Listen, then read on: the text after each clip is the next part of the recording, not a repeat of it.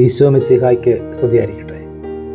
ദുഃഖശനി അഥവാ വലിയ ശനി എന്നത് പ്രതീക്ഷയോടെ കാത്തിരിക്കുവാനുള്ള കരുത്ത് മനുഷ്യർക്ക് പ്രദാനം ചെയ്യുന്ന ദിനമാണ്.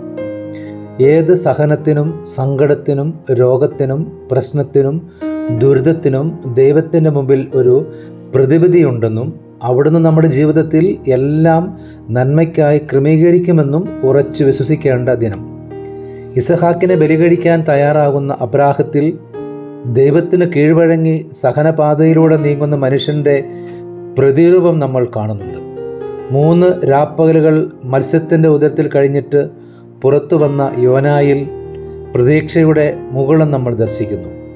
മിശിഹായോടൊപ്പം മരിക്കുന്നവർ അവനോടൊപ്പം ജീവിക്കുമെന്ന വിശുദ്ധ പൗലോസ് അപ്പസ്തോലൻ്റെ വാക്കുകൾ ജീവിതത്തിൽ സംഭവിക്കുന്ന എല്ലാ സഹനങ്ങളെയും മിശിഹായോട് ചേർന്ന് സഹിക്കുവാനുള്ള കരുത്ത് നമുക്ക് നൽകുന്നു.